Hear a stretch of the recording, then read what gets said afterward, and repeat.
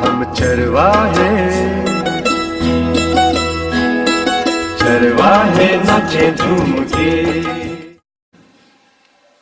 प्रभु आप लोगों के साथ हो। संत मत्ती के अनुसार पवित्र सुसमाचार अध्याय 11 वचन 2 से 11 तक। Gospel of St. Matthew chapter 11 verses 2 to 11।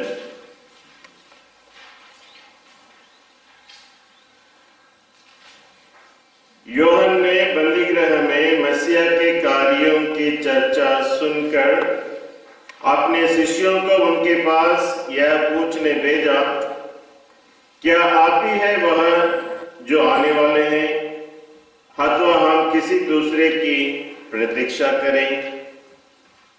यीशु ने उन्हें उत्तर दिया, जाओ, जो कुछ तुम सुनते और देखते हो उसे यूहन्ना को बताओ।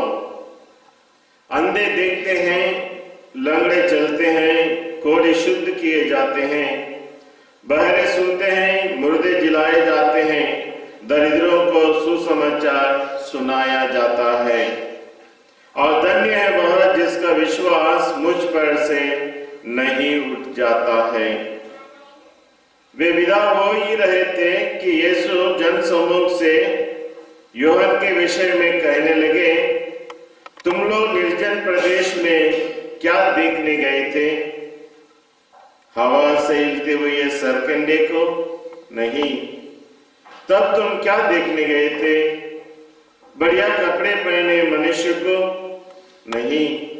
बढ़िया कपड़े पहनने वाले राजमहलों में रहते हैं। आखिर क्यों निकले थे? नबी को देखने के लिए? निश्चय ही मैं तुमसे कहता हूं, नबी से भी महान व्यक्ति को।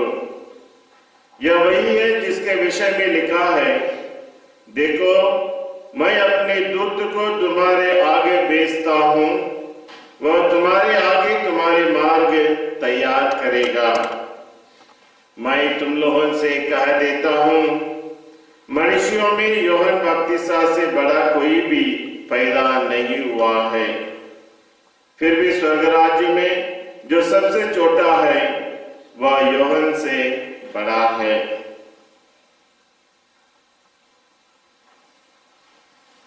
प्रभु का पवित्र सुसमाचार है।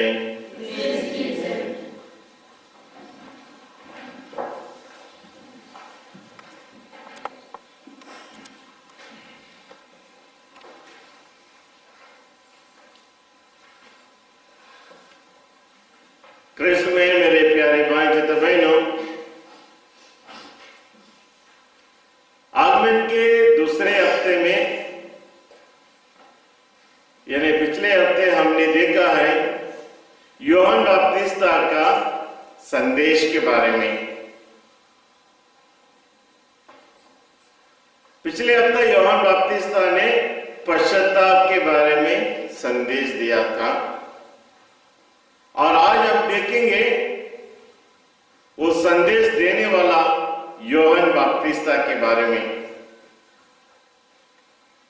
क्योंकि आज यीशु यूहन्ना बपतिस्मा के बारे में कहते हैं, मनुष्यों में यूहन्ना से बड़ा कोई भी पैदा नहीं हुआ है। मनुष्यों में यूहन्ना से बड़ा कोई पैदा नहीं हुआ है। यूहन्ना बपतिस्मा को यीशु से इतनी बड़ी प्रशंसा, अभिनंदन क्यों मिली? किस कारण से? हम देख सकते हैं इसके लिए 2 कारण हैं जिसके वजह से प्रभु यीशु यूहन्ना बपतिस्मा को इतनी बड़ी प्रशंसा की बातें कहते हैं। 2 रहस्य, 2 सीक्रेट यूहन्ना बपतिस्मा के जीवन में इतनी बड़ी प्रशंसा पाने के लिए। पहला, साइलेंस ऑफ द डेजर्ट, और दूसरा है silence of the heart. Silence of the desert, उसको कैसे अनुवाद करेंगे आप प्रशांत?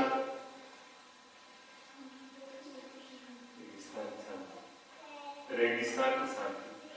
निर्जन प्रदेश में जो यूहन्ना बपतिस्ता ने अकेलापन, शांति जो उसने अनुभव किया, और दूसरा है अपने दिल में शांति।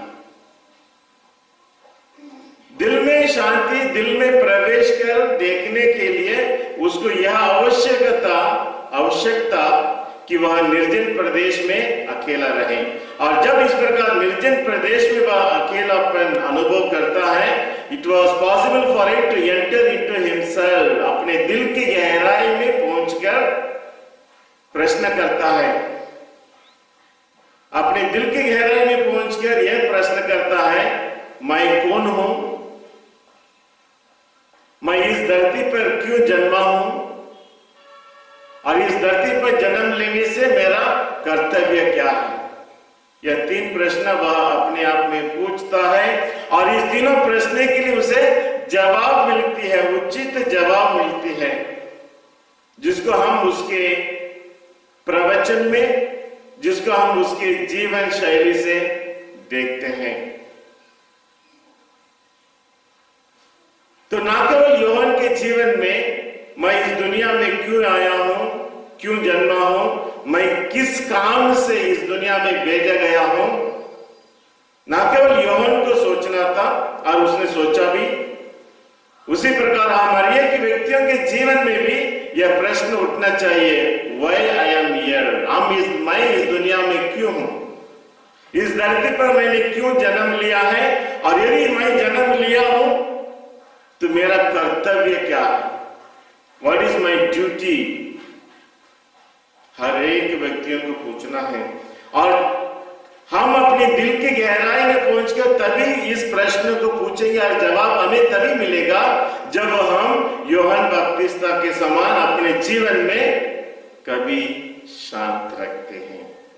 बी साइलेंट, निर्जन प्रदेश में अपने दिल की गहराई में जाकर चुप्पी में अपने आप में यह प्रश्न पूछना। आगमन काल में लाइक यूहन्ना बपतिस्ता, हमारी एक व्यक्तियों के भी थोड़ा शांत रहना है, अपने घर में टीवी की आवाज को बंद करना है, दिन भर पटर आवाज, मुंह खोलने की आवाज को बंद करना है, पूछना है, व्हाई आई एम हियर, मैं इस दुनिया में क्यों हूं, ईश्वर ने मुझे क्यों भेजा है, और मेरा कर्तव्य क्या है।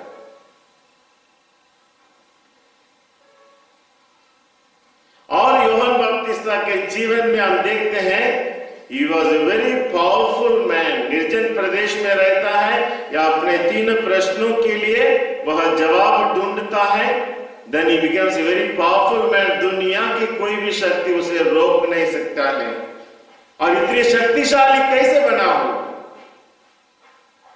इतनी शक्तिशाली इसलिए वह बन सका क्योंकि his life was rooted in God, उसकी जीवन प्रभु में गहराई तक पहुंचा हुआ था। He was rooted in God। जब व्यक्ति के जीवन ईश्वर में जुड़ा रहता है गहराई तक, he becomes a powerful man। निर्जन प्रदेश में रहने के बावजूद भी he becomes very powerful। वो किसी से ना डरता है, कुछ बोलने के लिए ना कुछ करने के लिए। He becomes a free man, स्वतंत्र व्यक्ति बन जाता है। जैसे हवा जहां चाहती है वहां जाने लायक है, वैसा वह स्वतंत्र बन जाता है। शेर जैसे गरजती है और डराती है, वैसा वह हिम्मत वाला बन जाता है। स्टील, लोहा जितना कठोर है, वैसा वह मजबूत बन जाता है। और दुधारी तलवार कितनी तेज है, उसी के समान उसकी आवाज, उसकी प्रवचन दिल की गहराई तक पहुंचता है। जो हमने पिछले हफ्ते में सुना, कितना भी महान व्यक्ति क्यों ना हो, वह बोलने से नहीं डरता है। रे साल के बच्चे, तुमने आने वाली मुसीबतों से बचने के लिए किसने सचेत किया है। इस प्रकार उसकी प्रवचन इतनी ताकतवर, दुधारी तलवार के समान। यह सब उसके जीवन में कैसे संभव हुआ? His life was rooted in Christ। ईश्वर में उसके जीवन गहराई तक पहुंचा हुआ था। और आज हम देखते हैं, पहले पाठ में हमने सुना आनंद के बारे में, मरुस्थल आनंद मनाए, लंगड़े आनंद मनाए। यह आनंद और खुशी न केवल यूहन्ना बपतिस्ता ने अनुभव किया, प्रभु यीशु ईश्वर में जुड़े रहने के कारण हमारे एक व्यक्तियों के जीवन में भी यह आनंद और खुशी की तलाश है। आप कितना भी बोलो, आखिर हम अपने आप में यह प्रश्न पूछते हैं, क्या मैं शांति में हूं? क्या मैं हैप्पी मैन या हैप्पी वुमेन? अपने दिन भर की मेहनत के बाद जब हम बिस्तर पर लेटते हैं, हमारे दिल में एक सुकून आना चाहिए, एक शांति। और वह शांति हम हर एक व्यक्तियों को मिलती है when we are united with God। जब ईश्वर के साथ हम जुड़े रहते हैं, वह सच्चा आनंद और खुशी हमारे जीवन में आता है। आप लोगों से एक प्रश्न, कासिमिर, हमारे किसी भी मानव की जीवन की सफलता को हम कैसे पहचानते हैं? How do you measure a person's success in life? किसी भी मानव का जीवन की सफलता को हम कैसे नापते हैं? दुनिया में कोई भी व्यक्ति लो, तेरेसा है, लोगों की जीवन की सफलता को हम कैसे नापते हैं? ये बहुत अच्छा कर रहा है, ओके, स्वभाव के कारण। प्रशांत, इज ए सक्सेसफुल मैन कैसे नापते हैं हम? फॉर एग्जाम्पल, कौन सा सामर्थ्य? बिल क्लिंटन हो गया, बिजनेसमैन, बिजनेसमैन, अच्छा बिजनेस फल रहा, बहुत ही करोड़ों का लाखों का लेन देन है, नहीं आशीष? और सक्सेसफुल मैन किसके आधार, किससे देखकर हम पहचानते हैं इसे successful man?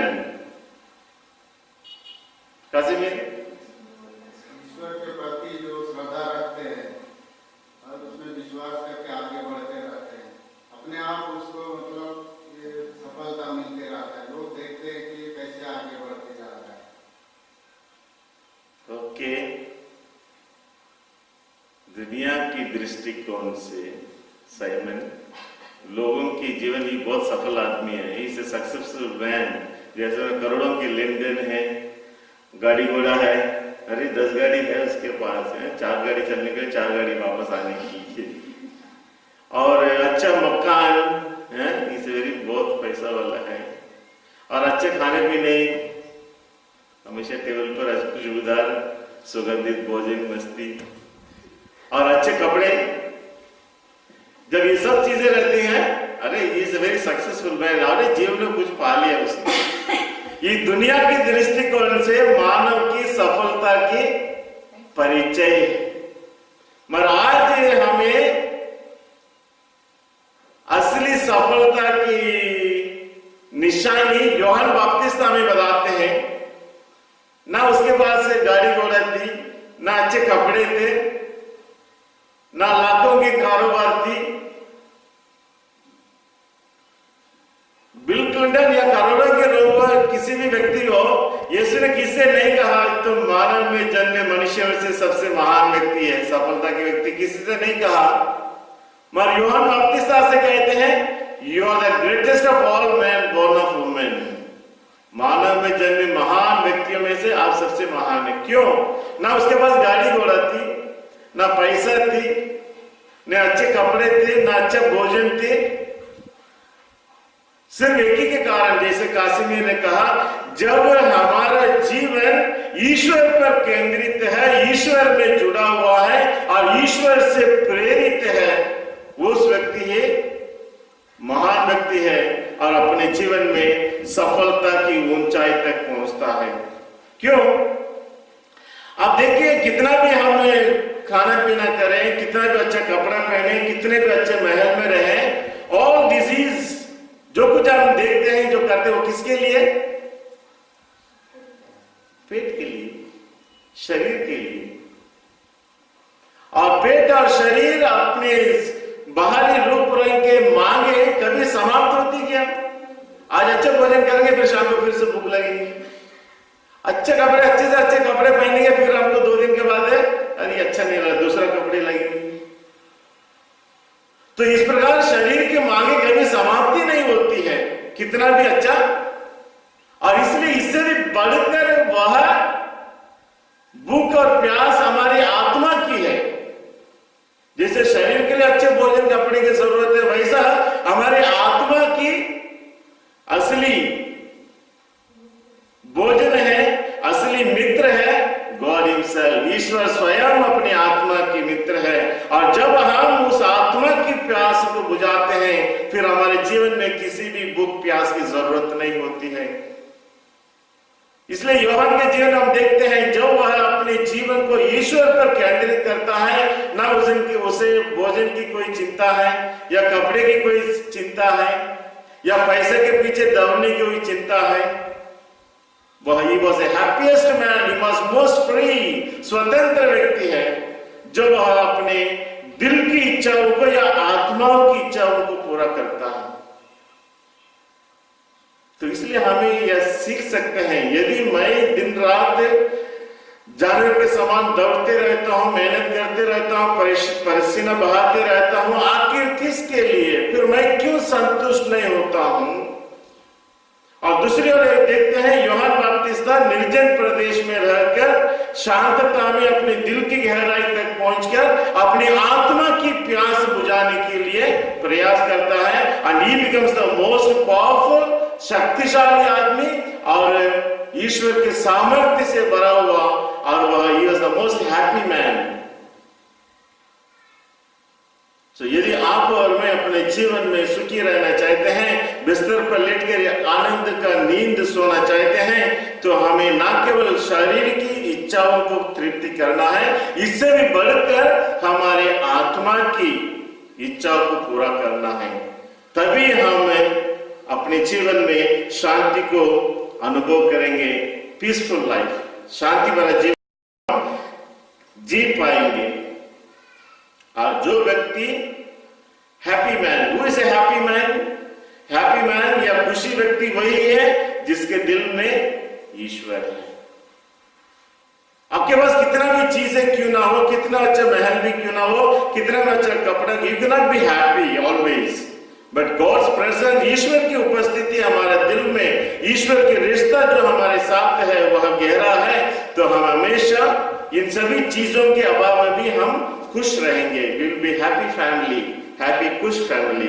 The presence of God in each one of us is the sign of happiness. इसलिए हम स्तोत्र ग्रंथ अध्याय 4-7 में अब पढ़ेंगे। स्तोत्र ग्रंथ 4 अध्याय वचन 7 में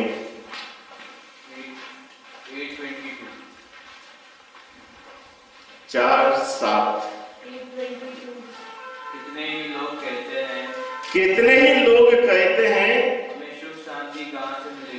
हमें सुख शांति कहाँ से मिलेगी? प्रभु हम पर दया दृष्टि कर, जो आनंद तू मुझे प्रदान करता है, जो आनंद तू मुझे प्रदान करता है, वह उस आनंद से गहरा है, उस आनंद से गहरा है जो लोगों को अंगूर और गेहूं की अच्छी फसल से मिलता है। जो लोगों को अंगूर और गेहूं की अच्छे फसल से मिलता है। इस वचन को ध्यान से समझ बूझ के मेरे बात बोलिए।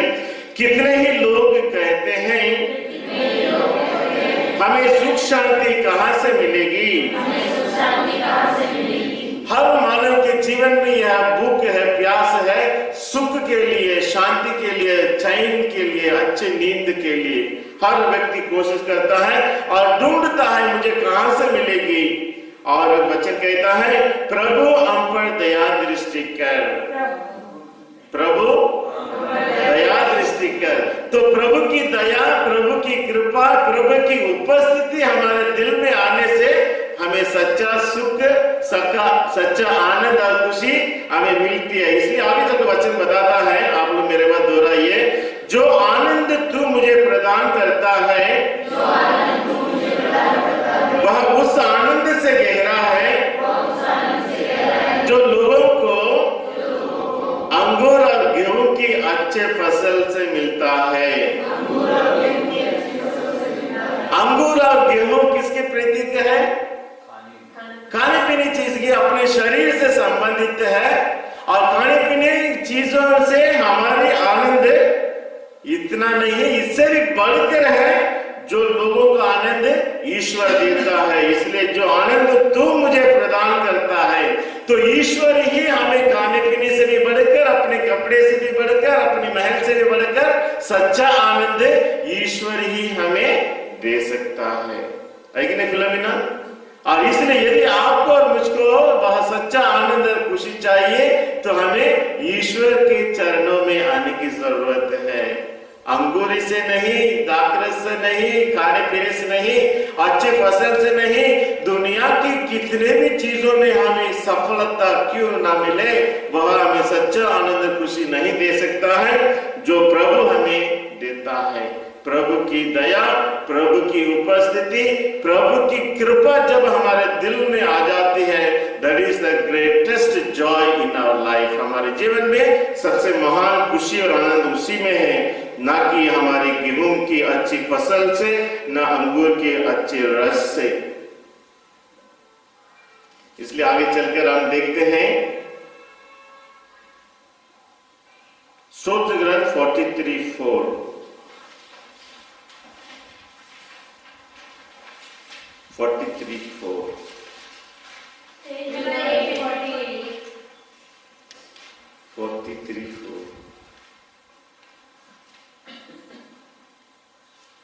पढ़िए। ईश्वर की विधि के पास जाऊंगा, मैं ईश्वर के वेदी के पास जाऊंगा, ईश्वर के पास जो मेरा आनंद और उल्लास है। हाँ, ईश्वर के पास जो मेरा आनंद और उल्लास है। बताइए मेरे बाद ये वचन को, मैं ईश्वर के वेदी के पास जाऊंगा,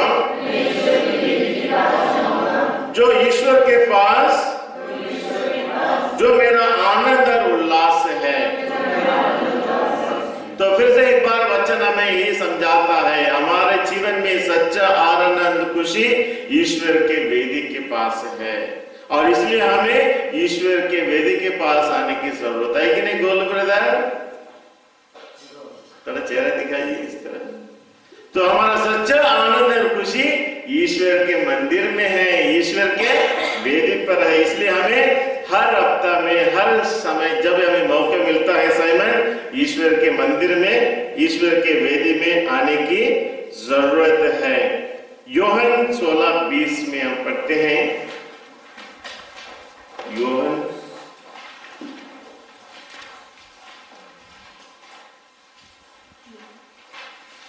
16:20। जो लोग अभी तक नहीं पढ़ी, मैं तुम लोगों से यह कहता हूँ, मैं तुम लोगों से यह कहता हूँ, रोओगे और विलाप करोगे, तुम रोओगे और विलाप करोगे, परंतु संसार आनंद मनाएगा। संसार आनंद मनाएगा। तुम शोक करोगे, किंतु तुम्हारा शोक आनंद बन जाएगा। तुम्हारा शोक क्या बन जाएगी? आनंद बन जाएगा। आपने इस वचन के मेरे बात दोहराइए, मैं तुम लोगों से कहता हूँ, तुम रोओगे और विलाप करोगे, परंतु संसार आनंद मनाएगा। तुम शोक करोगे, किंतु तुम्हारा शोक आनंद बन जाएगा। तो दुनिया के लोग आनंद मनाएंगे और हम लोग क्या करेंगे? इस किस विषय में बोल रहे हैं यीशु? लोग आनंद मनाएंगे, तुम रोओगे और विलाप करोगे। है कि नहीं प्रशांत? आप रोते हो, विलाप करते हो? कब जब अच्छा खाना नहीं मिलती, मम्मी की याद आती है, रोता है, मुझे अच्छा खाना भी यहीं रहेंगे ना हम, फिर रोने जाएंगे उधर। तुम रोओगे और विलाप करोगे। यीशु इसी के बारे में बताते हैं, लोग आनंद मनाएंगे। लोग इसलिए आनंद मनाते हैं क्योंकि उन्होंने अपनी बुरी इच्छा को पूरा किया है, यीशु को क्रूस पर चढ़ा दिया, इसलिए वे आनंद मना रहे हैं। मगर हम प्रभु यीशु, क्रूसित प्रभु यीशु को देखकर हम रोते हैं, विलाप करते हैं। मगर वचन कहता है, मगर तुम्हारे दुख का विलाप क्या हो जाएंगे? आनंद में बदल जाएगी। कब बदल जाती है हमारे विलाप, हमारे दुख आनंद में कब बदल जाता है? नहीं, ना केवल प्रभु यीशु जी उठने से, मगर प्रभु यीशु की मृत्यु भी हमारे लिए आनंद का विषय है। यदि हम विश्वास की दृष्टि से देखेंगे, प्रभु यीशु की क्रूस मरण भी हमारे लिए आनंद और खुशी का विषय है। क्यों साइमन? एग्जैक्टली, प्रभु यीशु की क्रूस मृत्यु हमारे लिए पाप मुक्ति करता है। जब हम पाप मुक्त हो जाते हैं, हम स्वतंत्र हो जाते हैं और हमारे दिल में खुशी आ जाती है। और इसलिए हम प्रभु यीशु की मृत्यु को इस दृष्टिकोण से, विश्वास की दृष्टिकोण से देखना है और देखना है प्रभु की मृत्यु ही मुझे पाप मुक्त किया है, प्रभु यीशु की मृत्यु ही मुझे अनंत जीवन के लिए हकदार बनाया है। और इसलिए हमें शोक करने की जरूरत नहीं। आपकी जो भी शोक है, जो आपकी विलाप है, ये सब आनंद में बदल जाएगी। आनंद में बदल जाएगी जब आप प्रभु यीशु की पुनरुत्थान, प्रभु यीशु की क्रूस मरण को इस दृष्टिकोण से देखोगे। ना केवल आपके जीवन में आनंद आएगी प्रभु यीशु की मृत्यु और पुनरुत्थान, मगर जब हम यीशु के समान आज्ञाकारी बनते हैं, जब हम यीशु के समान पिता ईश्वर को प्यार करते हैं, जब हम यीशु के समान अपना जीवन जीते हैं, हमारे जीवन की जो कुछ घटनाएं हैं, समस्याएं, दुख है, दर्द है, ये सब आनंद में बदल जाएगी, खुशी में बदल जाएगी। जब हम भी यीशु के समान आज्ञाकारी बनते हैं, जब यीशु के समान अपने जीवन में पिता ईश्वर को प्यार करते हैं। मत्ती 11:2 में हम पढ़ेंगे।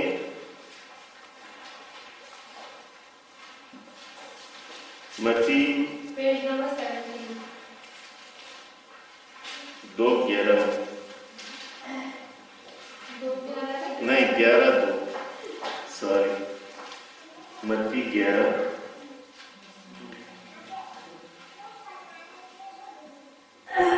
फिर पढ़ेंगे। सामने के गांव जाओ। नहीं 11:2 सामने गांव बाद में जाएंगे। यूहन्ना ने बंदी गृह में मसीह के कार्यों की चर्चा सुनकर अपने शिष्यों को उनके पास यह पूछने भेजा कि आप वही हैं जो आने वाले हैं, या हम किसी और की प्रतीक्षा करें? और किसी की प्रतीक्षा करें। और जब यूहन्ना बपतिस्मा ही जब यीशु को देखा यरदन में, क्या कहा? क्या बोला? यीशु बोला क्या बोला? जो यूहन्ना बपतिस्मा यरदन नदी में आते देखे क्या बोला? देखो यही ईश्वर का मेमना है, बोला कि नहीं? और अभी बंदी गृह में रहकर यूहन्ना बपतिस्मा क्या बोलता है? जाकर पता लगाओ आप ही है क्या वह मसीह आने वाले थे या और किसी? क्या क्यों इस प्रकार की दुविधा विचार? क्या यूहन्ना बपतिस्मा में डाउट आ गया है कि वही मसीहा है? नहीं, क्योंकि उसको मालूम है कि आशीष यूहन्ना बपतिस्मा बंदी गृह में है, मुझे डरना है। और किसको बढ़ना है? यीशु को बढ़ना है। और मेरे शिष्य मेरे पीछे अभी नहीं हो सकता है। शिष्यों को आश्वासन देने के लिए, शिष्यों को समझाने के लिए कि वही सच्चा मसीहा है जो आने वाले थे। और इसलिए यीशु के पास यूहन्ना अपने शिष्यों को वहां भेजता, जाकर पता लगाओ क्या वही है। और यीशु ने क्या बोला? लंगड़े चलते हैं, गूंगे बोलते हैं, कोढ़ शुद्ध किए जाते हैं। इन सभी कार्यों को देखने से पता लगा लो ये मसीहा है। और इसलिए तुम किसकी अनुसरण करो? अभी आज से मसीहा के अनुसरण करो। शिष्यों को यह आश्वासन देना है कि yes you are following the right person. इतना दिन वे यूहन्ना के साथ थे, अभी यूहन्ना बंदी गृह में हो गया। अभी यूहन्ना का काम ही था कि लोगों को यीशु के लिए तैयार करना है। और इसलिए वह प्रश्न पूछकर यूहन्ना के शिष्यों को आश्वासन दिलाने के लिए कि यही सच्चा मसीहा है, इसलिए हमें उन्हीं के अनुसरण करना चाहिए। और इसलिए यह प्रश्न पूछने के लिए यूहन्ना अपने शिष्यों को यीशु के पास भेजता है। और हम देखते हैं यूहन्ना बंदी गृह में, जेल में, वही यूहन्ना बपतिस्ता इज इन जेल, फिलोमिना।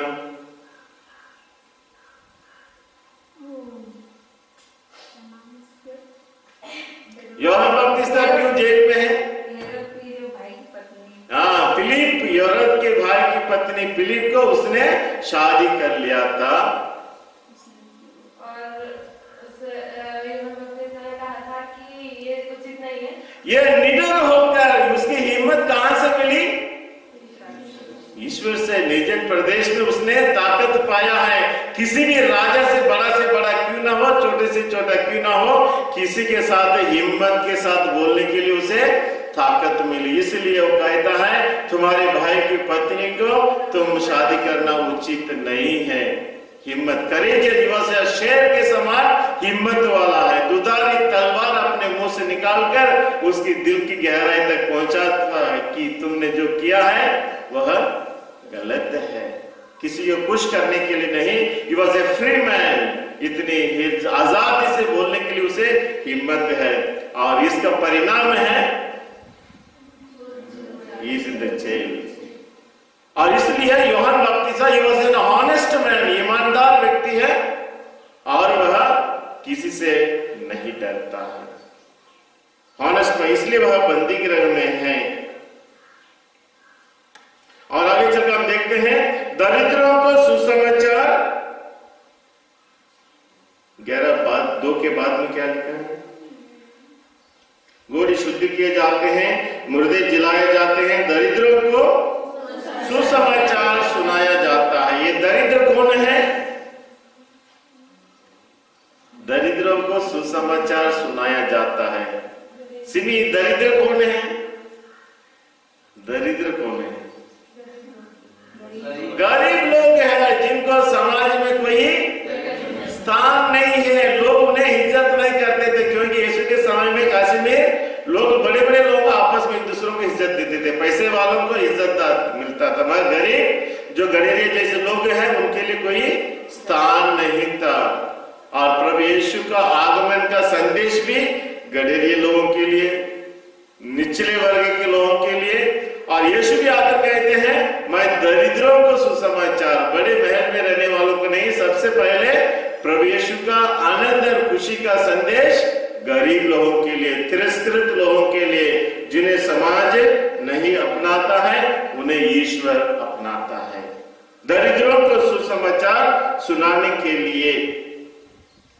और धन्य है जिसका विश्वास मुझ पर से नहीं उठता है। धन्य है वह जिसका विश्वास मुझ पर से नहीं उठता है। इसका क्या अर्थ हो सकता है? प्रशांत, बहुत दिन के बाद आप दिख रहे हो, कुछ आवाज कर। धन्य है वह जिसका विश्वास मुझ पर से नहीं उठता है। रेशमा, क्या हो सकता है? धन्य है वह जिसका विश्वास मुझ पर से नहीं उठता है। मतलब कि सुख हो या दुख हो, अगर दुख आता है तो हम ईश्वर को खोजते हैं कि हमारे। धन्य है जिसका विश्वास मुझ पर से नहीं उठता है, क्योंकि प्रभु यीशु का आगमन गरीबी में हुआ, गौशाला में हुआ। प्रभु यीशु क्रिस्त का संदेश इस बार दरिद्र लोगों के लिए है कि मेरे इस गरीबी जीवन को देखकर, मेरे संदेश को देखकर तो मुझे छोड़ना नहीं, क्योंकि मुझ में ही छिपा हुआ है सच्चा मसीहा का। इसलिए मेरे दरिद्रता को मत देखो, मेरे गरीबी जीवन को मत देखो। इससे भी बढ़कर मुर्दे जिलाए जाते हैं, लंगड़े चलने लगते हैं। यह सभी चमत्कार तभी संभव है जब यीशु में ईश्वर की सामर्थ्य है, जब यीशु सच्चा मसीहा है।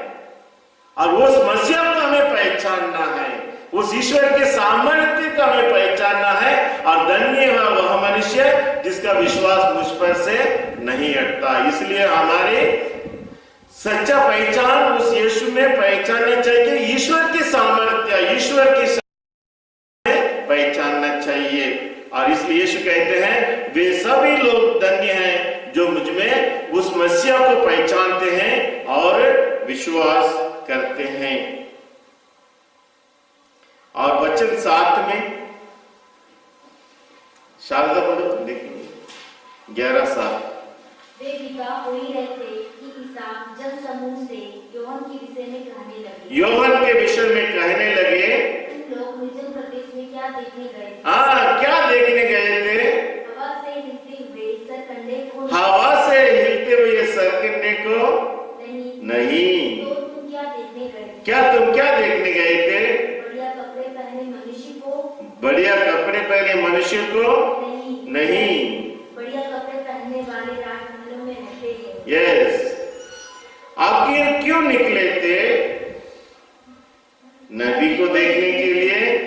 निश्चय ही मैं तुमसे कहता हूं, नबी से भी महान व्यक्ति को। तो हम देखते हैं, यीशु बताते हैं, तुम लोग निर्जन प्रदेश में क्या देखने गए थे? हवा से हिलते हुए सरकंडे को। व्हाट इज हवा से हिलते हुए सरकंडे? जॉर्डन नदी के आजू बाजू में मच्छी मिलता था, पेड़ पौधे रहते थे। वो साइमन, वो ऐसा कुर्सी वगैरह रहता कि नहीं, लकड़ी के बारीक बारीक लकड़ी का ऐसा बनाते हैं, हैं? वो बहुत हल्का रहता है, हैं? तो वो केन बोलते उसको, केन। यॉर्डन नदी के आजू बाजू बहुत उगता था और हवा आने से ऐसे ही जुड़ता था।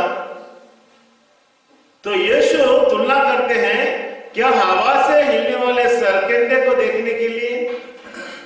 यीशु बताता है इसके द्वारा, जैसे वह केन हवा से हिलता जुड़ता है, वैसा योहन ऐसे हिलता जुड़ने वाला नहीं है। इज वेरी फर्म, अपने कैरेक्टर में, अपने गुण में वह बहुत मजबूत है, और इसलिए उस हिलने वाले पेड़ पौधों के समान नहीं, कमजोर नहीं है। Is not a weak man, कमजोर व्यक्ति नहीं, और इसलिए सरकंडे को नहीं, उससे भी बढ़कर है, is a very powerful man. और आगे चल के कहते हैं, बढ़िया कपड़े पहने मनुष्य को। बढ़िया कपड़े पहनने वाले आशीष, बढ़िया कपड़े पहने राजमहल में रहते हैं, जो अपने आप को कपड़े से भी बढ़कर, जो अपने आप को डेकोरेशन करने के, सजाने के लिए ऑर्नामेंटल के रूप में, वे लोग सब कहां रहते हैं? राजमहल में रहते हैं। और इसलिए ऐसे व्यक्ति को आप देखने के लिए निर्जन प्रदेश में नहीं जा सकते हैं। आखिर क्यों निकले थे? नबी को देखने के लिए। निश्चय ही वह नबी से भी महान नबी है। नबी से भी महान नबी क्यों? क्योंकि सभी नबी लोग, यूहन्ना बपतिस्ता नबी लोगों में से महान नबी है। क्यों? क्योंकि उनके लिए ऐसे कुछ प्रिविलेज, सुविधाएं थी जो अन्य नबियों को नहीं था। यूहन्ना बपतिस्ता का जन्म की सूचना किसने दिया? कौन सा स्वर्गदूत ने? गब्रियल स्वर्गदूत ने यूहन्ना बपतिस्ता के जन्म के बारे में सूचना दिया।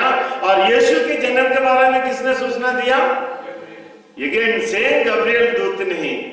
तो इतनी महान व्यक्ति है जिस यीशु के जन्म के बारे में सूचना दिया गब्रियल दूत ने, यूहन्ना बपतिस्ता के जन्म के बारे में भी वह सूचित किया है। और दूसरी बात है, यूहन्ना बपतिस्ता मां के गर्भ में ही रहते ही यीशु की उपस्थिति में आनंद मनाता है। ऐसा कोई नबी को यह मौका नहीं मिला। जब मरियम एलिजाबेथ से भेंट करने जाती है, क्या हुआ? बच्चा आनंद के मारे उछल पड़ा। So he experience the presence of Jesus already in the womb of his mother. मां के गर्भ में ही वह, जो अन्य नबियों को नहीं मिला है। और शायद माता मरियम वचन कहता है 3 महीना रहने के बाद मरियम के एलिजाबेथ के घर से अपने घर लौट गई। यानी यूहन्ना बपतिस्ता का जन्म जब तक हो गया था, यूहन्ना बपतिस्ता का जन्म हुआ और माता मरियम ने यूहन्ना बपतिस्ता का जल अपने हाथों में उठाई, सेवा की। यह सौभाग्य और किसी को मिला? नबी लोगों को और किसी को नहीं मिला है। और यूहन्ना बपतिस्ता ही ऐसे एक नबी है जो यीशु की बहुत नजदीक से देखा, देखो अपनी उंगली से इशारा करके कहता है देखो ईश्वर का मेमना। बाकी सभी नबी लोग यीशु के आने के बारे में भविष्यवाणी तो की, मगर किसी ने यीशु को नहीं देखा है। मगर यूहन्ना बपतिस्ता ही ऐसे एक नबी है जो यीशु को इतने नजदीक से देखा, अपनी उंगली से इशारा करते हुए क्या देखो यही ईश्वर का मेमना है। पुराना व्यवस्था में और एक प्रश्न है, पुराने व्यवस्था में यीशु के आने के बारे में भविष्यवाणी सबसे ज्यादा कौन करते हैं? वंदना, नबियों की किताब में से कौन नबी ज्यादा करते हैं?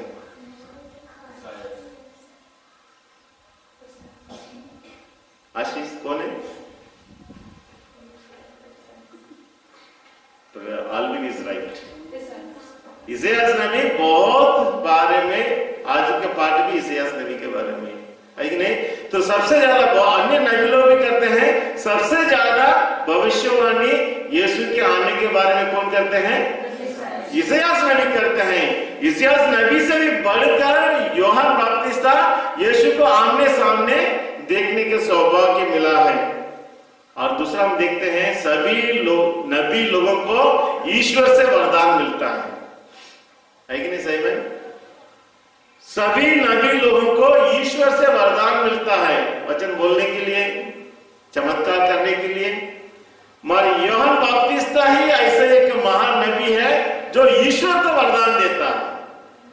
What did he give? बपतिस्मा। Yes, exactly. यूहन्ना बपतिस्ता ही ऐसे एक महान नबी है जो यीशु को बपतिस्मा देता है। He is the giver of gifts. सभी नबी लोगों को ईश्वर से वरदान मिलता है, मगर यूहन्ना बपतिस्ता ही ऐसे एक महान नबी है जो यीशु को वरदान देता है बपतिस्मा देकर। और इसलिए प्रभु यीशु उसकी प्रशंसा करते हैं। नारियों में जन्मे मनुष्यों में से सबसे महान नबी है यूहन्ना बपतिस्ता। और यूहन्ना बपतिस्ता के बारे में सभी नबी लोग यीशु के बारे में, ईश्वर के बारे में संदेश देते हैं, मगर यहाँ नबी यूहन्ना बपतिस्ता ऐसे महान नबी है जो अन्य नबी लोग भी इसके बारे में भविष्यवाणी किया।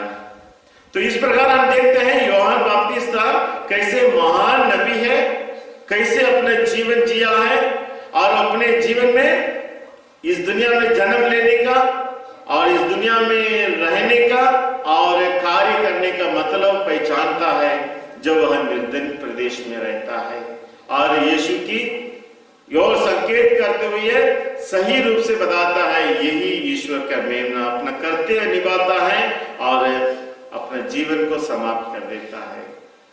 ईमानदार है, किसी से नहीं डरता है। He was a happy man, he was a joyful man। तो आज हम यूहन्ना बपतिस्ता के बारे में सुनते हैं।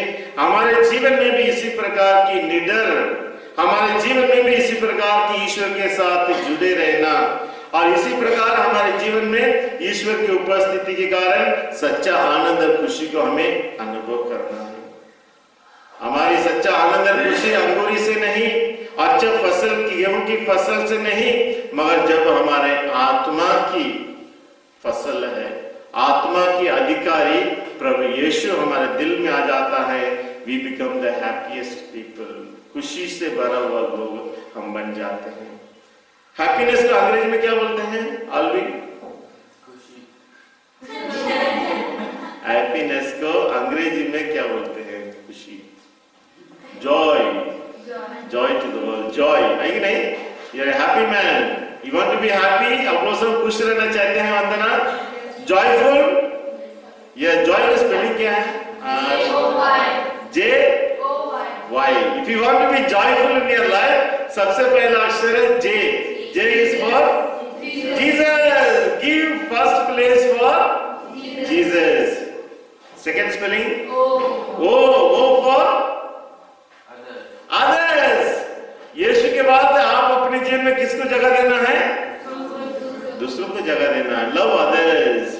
और तीसरा यस, पहले जीसस, सेकंड अदर्स और तीसरा है योरसेल्फ, माई सेल्फ। हमारे एक व्यक्ति अब बाद में आते हैं। फर्स्ट जीसस और दूसरा अदर्स और तीसरा हम लोग क्या करते हैं, पहला अपने खुद को देखते हैं। हम उल्टे करते हैं। हम लोग उल्टे चल रहे हैं। अभी अपना गाड़ी बदलने का, रास्ता बदलने का है कि नहीं सिमी? हमारा रास्ता बदलने का है। First we must give priority to Jesus. Once Jesus comes into our life, then we serve others. और जब बचे कुछ माल अपने लिए रखते हैं। That is the real joy of Jesus in our life. तो यीशु का आगमन नजदीक है, तो प्रभु यीशु को हमारे दिल में स्वागत करें। दूसरों के लिए अभी कुछ करने का समय है।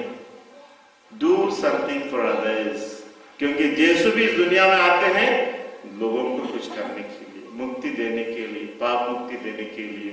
यूहन्ना भी इस दुनिया में आया सबों को यीशु के रास्ता दिखाने के लिए। वैसे इस आगमन काल में हम प्रभु यीशु को नजदीक से अनुभव करने के लिए, यीशु की सच्चा खुशी हमारे जीवन में आने के लिए we must do something for others, छोटे रूप में, बड़े रूप में। तो आइए हम प्रार्थना करें।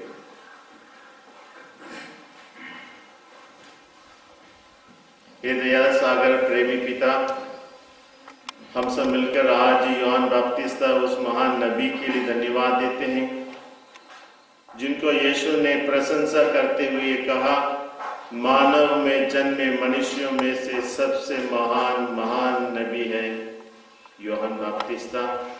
क्योंकि यूहन्ना बपतिस्ता जैसे हमने वचन में सुना है, निर्जन प्रदेश में दिल की गहराई में पहुंचकर यह प्रश्न पूछा, मैं इस दुनिया में क्यों हूँ, मेरा कर्तव्य क्या है और मुझे क्या करना चाहिए। और इस शांतता की जीवन में अनुभव करता है, पहचानता है उसी प्रकार हमारी एक व्यक्ति अपने जीवन में शांत रहकर अपने दिल की गहराई तक पहुंचकर तेरे जीवन के उद्देश्य पूरा करने के लिए मैं क्या कर सकता हूं? क्या मेरे जीवन में ईश्वर की इच्छा पूरी हो रही है?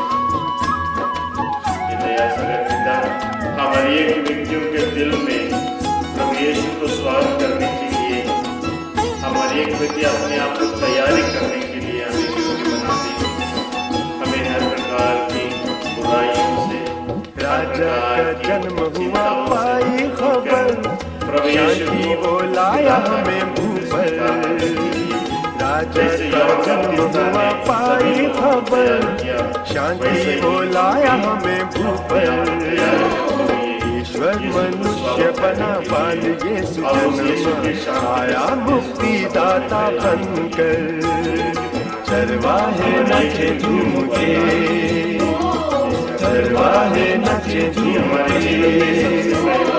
आज सभी गा रहे सुर मिला रहे, आज सभी गा रहे